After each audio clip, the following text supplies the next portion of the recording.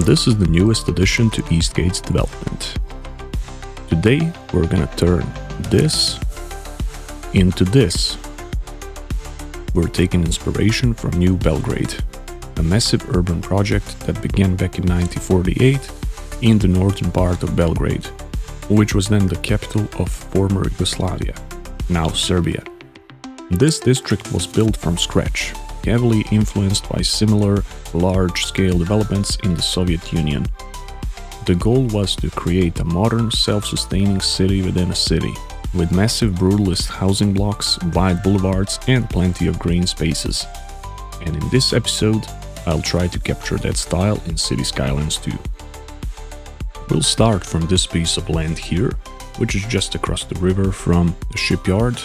The only thing I did off-cam is building this intersection right here and preparing the land for the development. So I'm using this 4-lane custom road that I built using Road Builder, which is basically a version of 4-lane that's provided in vanilla game, but I added median to it with nice greenery, and also that will serve as a perfect boulevard for this type of build, I think. Now let's make a connection that goes across the river. So this will be the main bridge that will serve this community, and also I'm gonna put some heavy detailing on it later on. Just making sure that land is flat on both sides of the river, but it's okay, I can move it to slightly adjust one of the nodes so it's nice and flat. All right.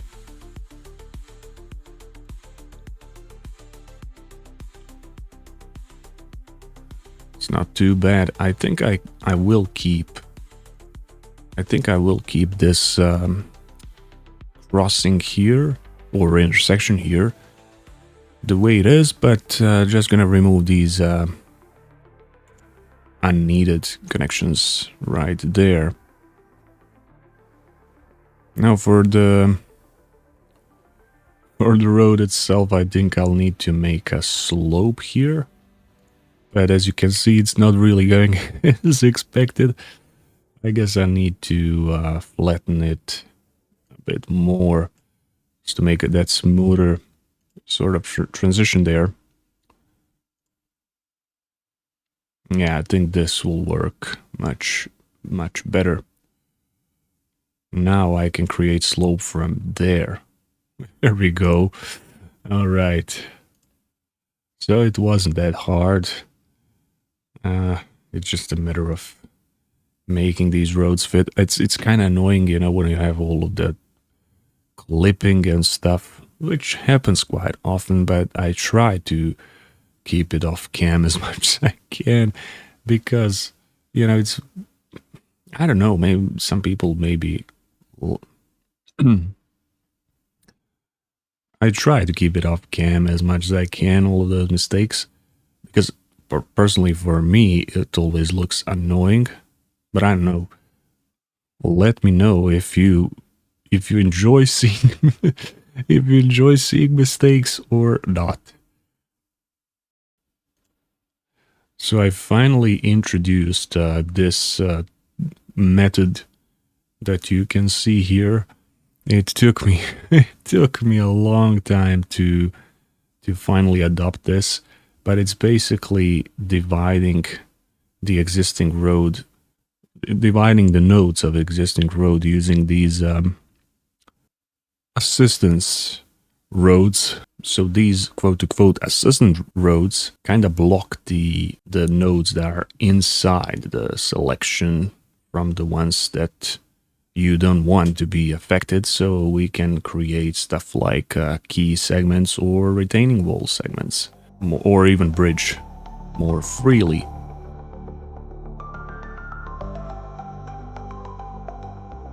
On this side of the river, I'm gonna create a nice flat area, which is not gonna be too wide, but also won't be super narrow either. So it's gonna be used for pedestrian paths, and that's where I'm gonna put my walls on the side.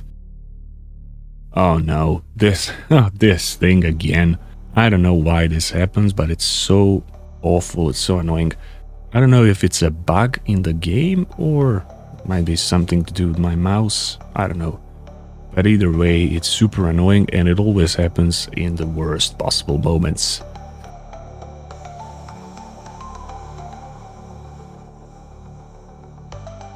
Now I want to keep this area raised. You'll see later on why, but it's gonna be a pretty important, I guess, pretty important type of area, and it will fit nicely in this whole feeling of this build.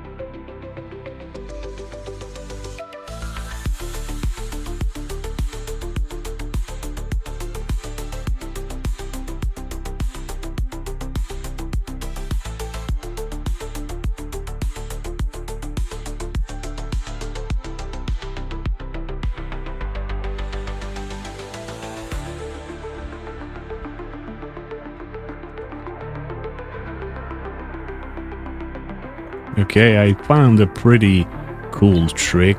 I don't know if you can call it a trick, but I wasn't aware of it previously. So you can use these parallel roads just to make sure that all of your zoning is perfectly straight or gritty, whatever you want, you know. If you want that strict type of 90-degree or something, this will be a perfect or that, just to make sure, you know, that there's a equal distance on both sides. And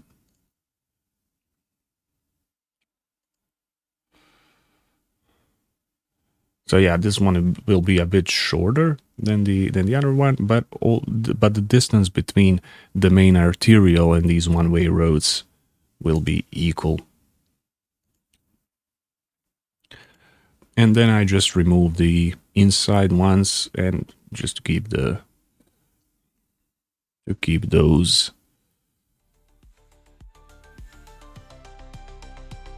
And then I just remove the inside roads,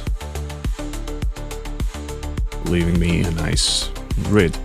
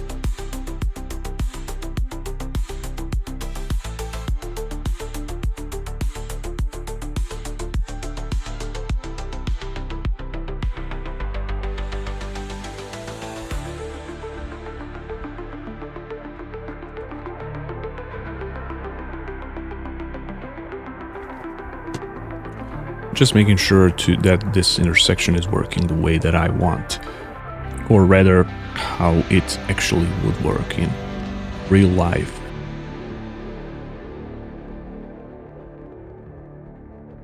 For the roads, I chose to have these one-way parking roads with a 90-degree markings because that perfectly matches the build I'm taking the inspiration from. And for connection to the main arterial, I will actually use just one-way road without parking for maybe half of it. Maybe I'll cut it in half, so there's still some parking.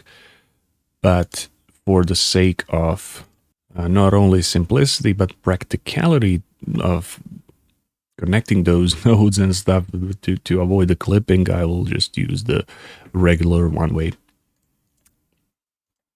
And for the buildings, I'm going with the Eastern European course. For the most part, I will use some from the Chinese pack as well, and maybe even Japanese.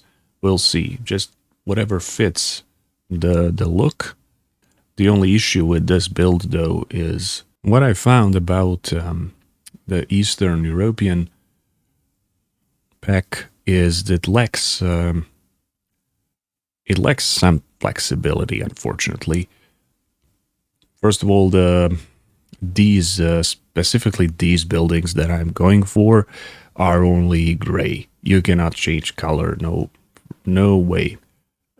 And that's kind of a shame, because that development of New Belgrade, for example, has a combination of these gray buildings and also the white ones. So it would be cool if I was able to recolor them, but unfortunately not. And also another issue that I encountered, it's not really an issue, but it's more like a wish it was there, that these gray ones had a bit more variety. But other than that, it's pretty amazing pack, nonetheless.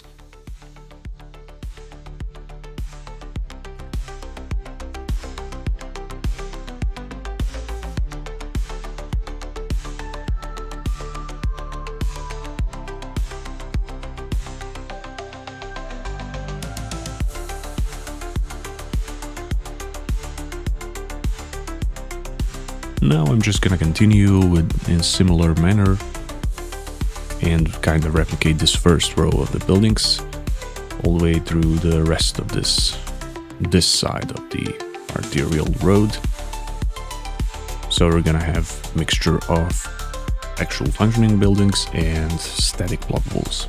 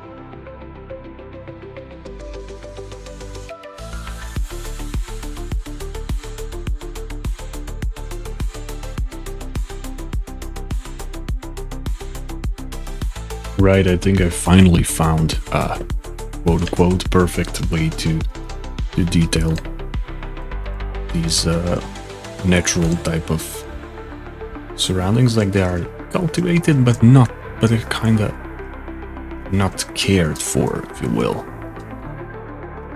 So what I do first is I take either these clovers or moss. Let's start with the moss. Make sure that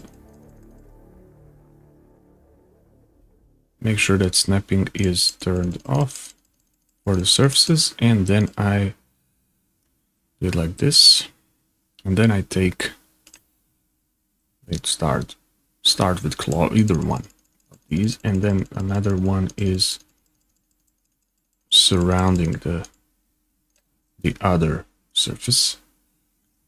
And then to really bring it together, I go to ground surface, and then I found TTP soil medium M. I mean, that's probably what M stands for, medium, or moderate, or something like that, mild maybe. But anyway, it really brings it together, as you can see. It's much better than using those riverbed textures. I mean, I still love them, but they are better for nature kind of setting. This one, or these two, these ones made by TTP are better for these urban type of settings, because they are much more subtle.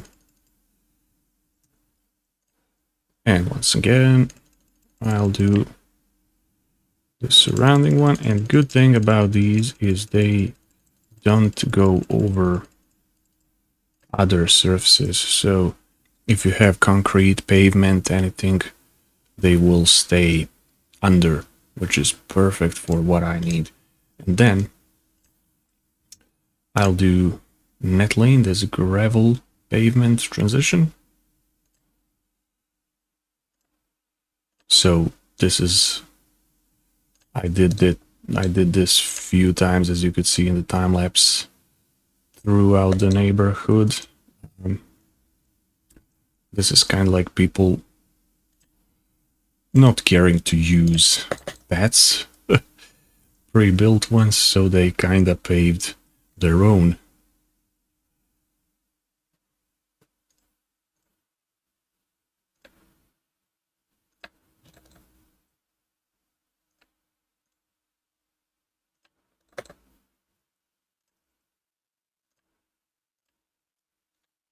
And you can always fix it with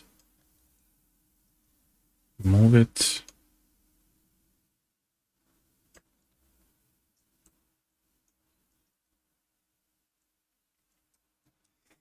And of course you can see this all over the place, you know, any kind of neighborhood. This urban type of setting will have these anywhere in the world. Sure.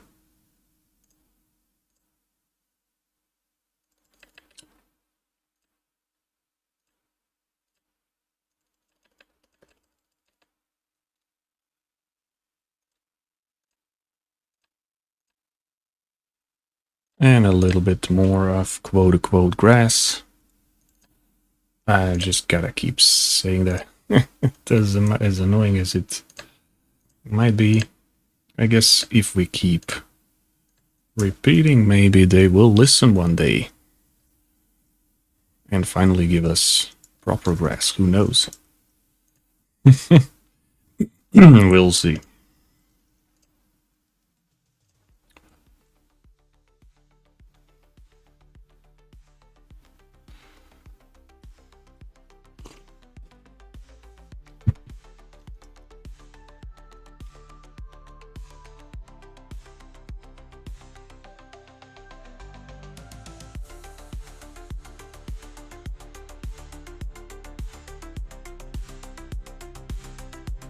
Oh wow. Breaking news. Intergalactic homeless people just landed right in the center of our new development. Oh god, it's so funny, but it still kind of amazes me. I never saw something like this before. It's pretty cool. Even though it's a bug, it never ceases. This game never ceases to amaze me. back to the serious business. I'm just gonna bring this surface down there. Now we can go back to detailing.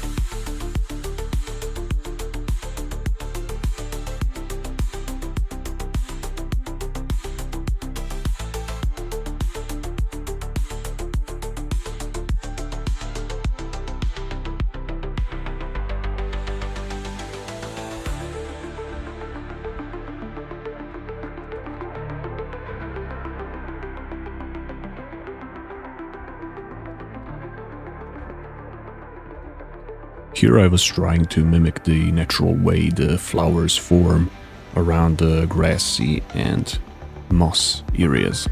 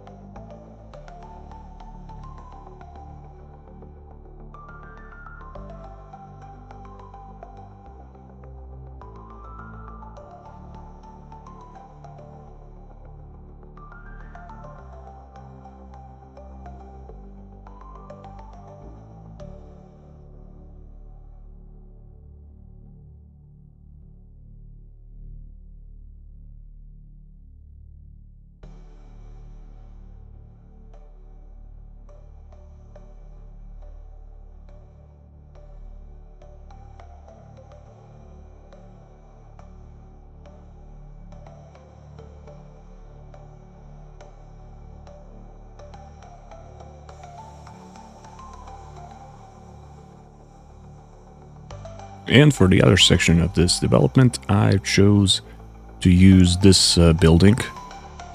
It's gonna be the same, like literally all the buildings are gonna be the same on this side, because that's once again similar to what it's like in the Belgrade's blocks. So once again, I'll use a combination of static blockables and functional buildings. So the way it goes in our reference for this build, these buildings are placed pretty much this way.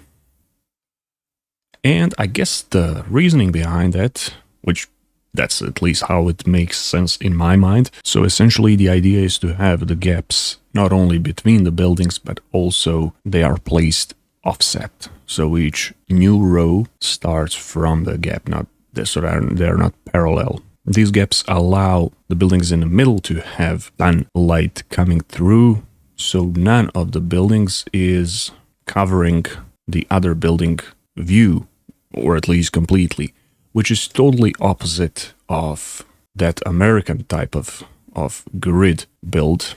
Not saying that either one of those is correct or wrong, I'm just pointing out my observation. So just adding some pathways, I'm gonna make them a bit more interesting than just, you know, using the 90-degree angles. I chose to make them a bit more interesting by adding these rounded corners. And keep in mind, this was a nightmare to do, as you can see in the footage. It took me ages to actually do, but of course it doesn't seem that way since it's a time lapse. It obviously took much longer than it seems in the video. Also adding elementary and high school to this neighborhood, which will serve this district only. So like I said in the beginning, the idea was to have all of the service buildings within the community, so it's kind of like city within a city, if you will.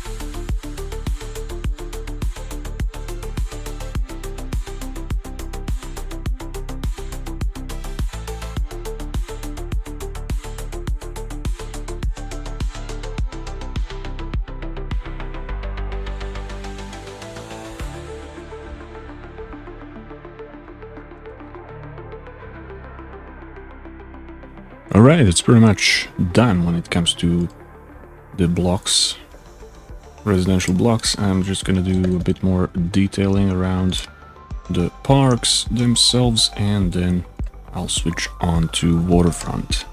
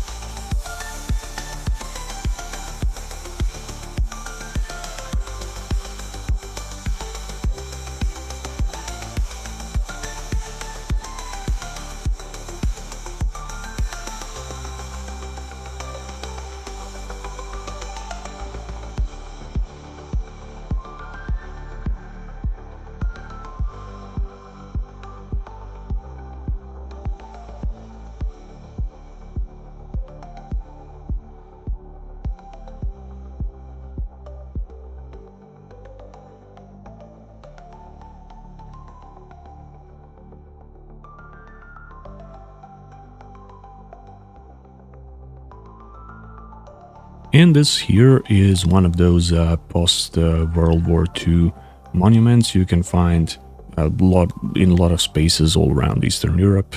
And I'm gonna make it pretty old and overgrown, but sadly there are no any actual statues in the game, so I'm gonna use one of the tombstones just to make it like a little memorial park.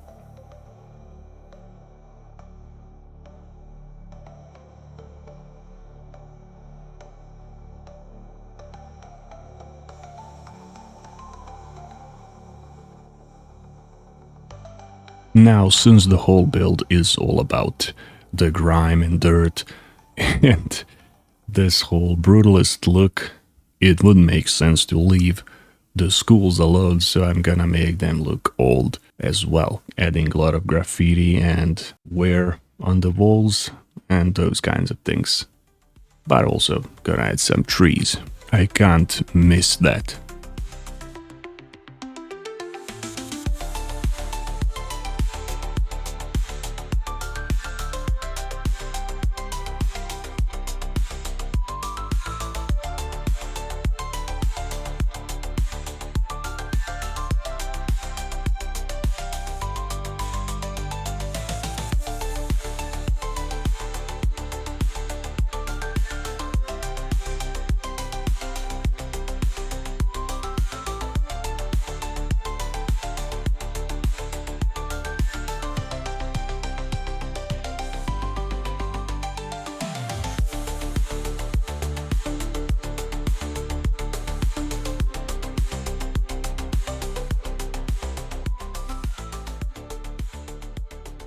Okay, now I think it's all done when it comes to the neighborhood itself.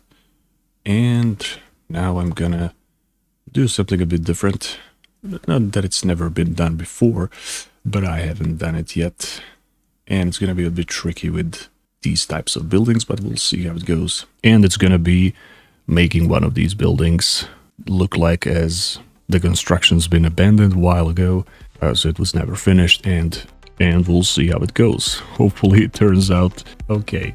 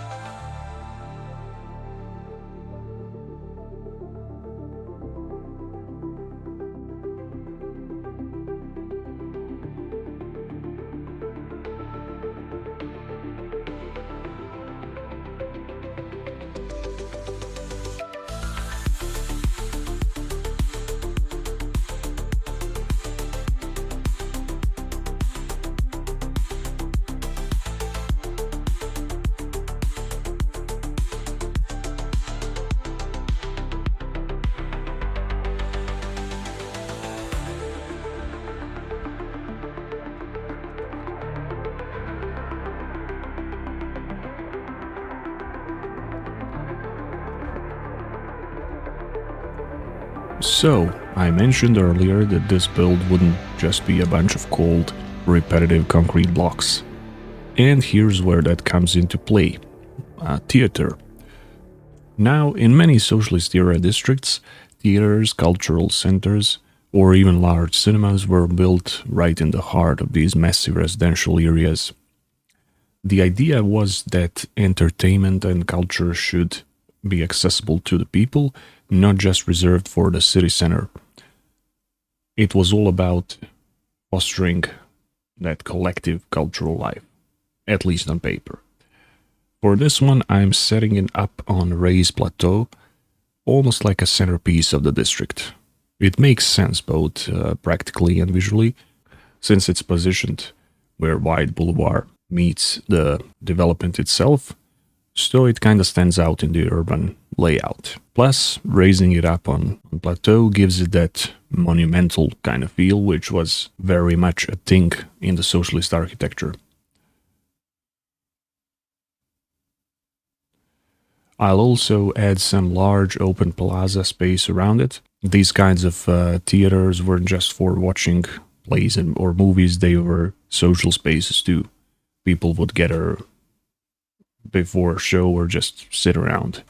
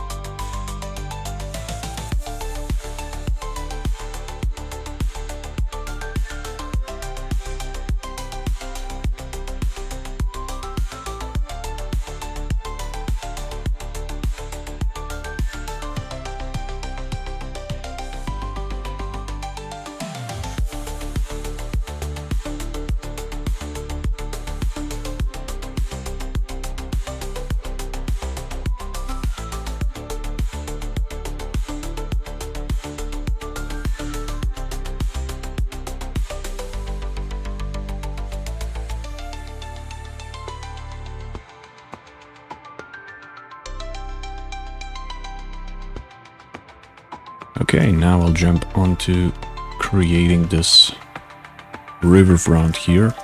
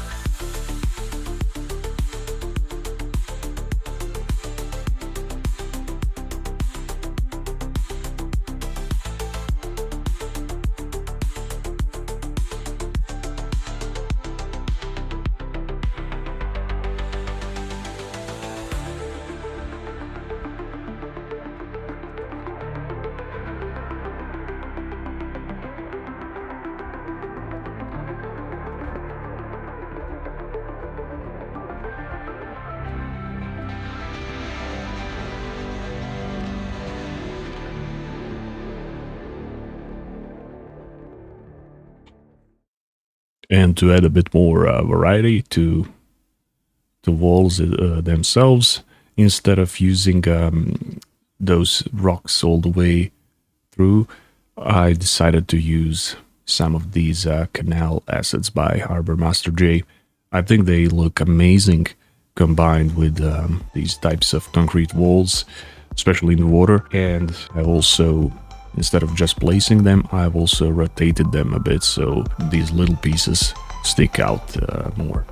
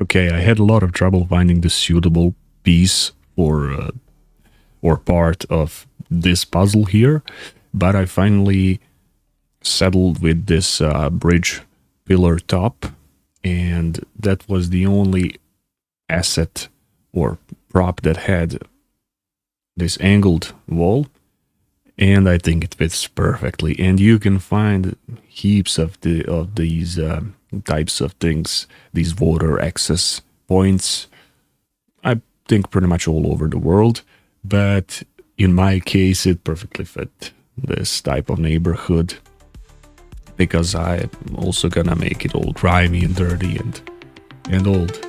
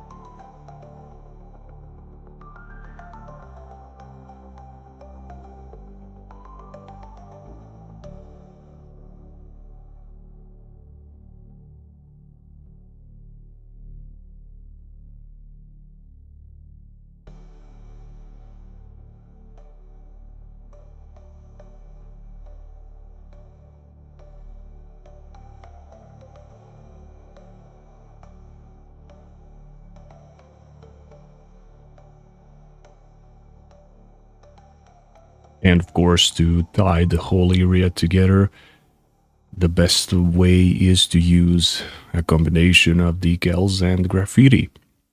And luckily there are some new ones that I've discovered, at least for me, new ones for me that I've discovered, and they work on some of those bridge elements, luckily. And also I'm gonna add a lot of grass and moss and all the surfaces around, just to make that whole area more authentic and realistic.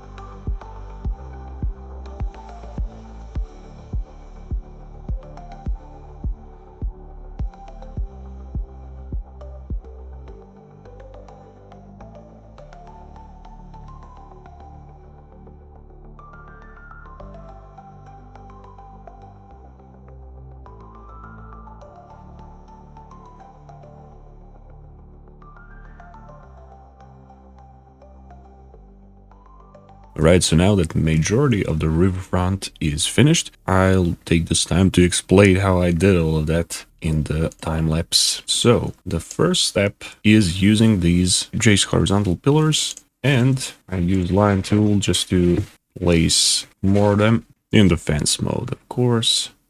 It would be cool if the line tool had rotation ability, but for now, what I do is just copy and paste the rotation to all of them.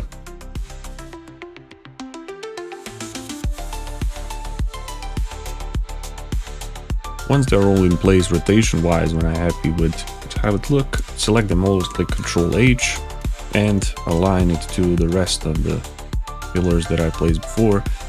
And then, of course, goes the alignment. And the final stage is placing the decals.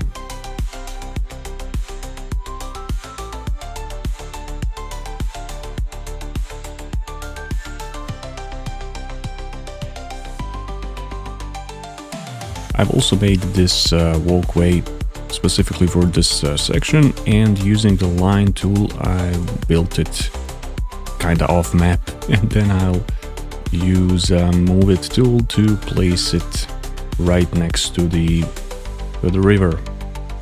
And here I'm pretty much repeating the same process for the other side of the river, using the pillars and decals to make those walls. Okay, now for the final stage of our build, it is time to detail the riverbed.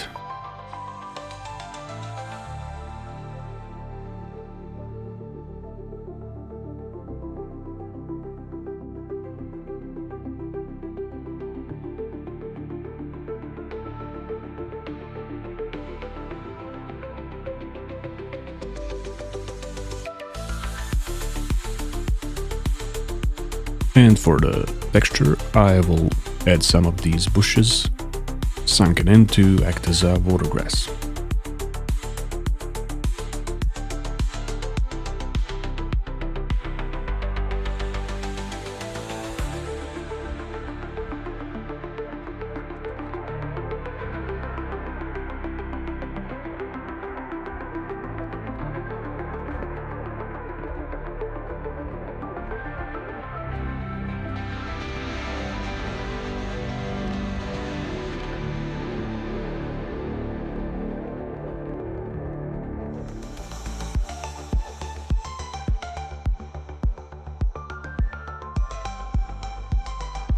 The building you can see in the background is a non-functional water outlet that was used by some old factories across the river.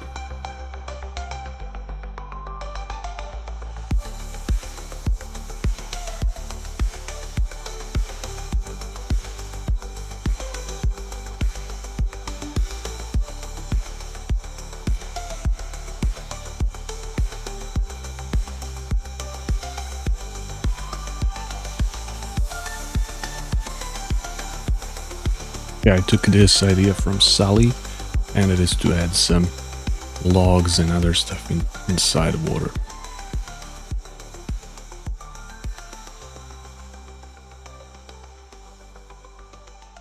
This will make it more interesting, and not only that, but more realistic, as people tend to throw all sorts of things into rivers. Unfortunately, this pretty much makes sense. And that wraps up this dive into Eastgate's newest district. Built on socialist-era ideals, but evolving into something unique. From the brutalist housing blocks to the cultural heart of the district, this place tells a story of its own. But hey, city's far from finished. What should I do next? More residential zones? Maybe a proper Soviet-style metro system?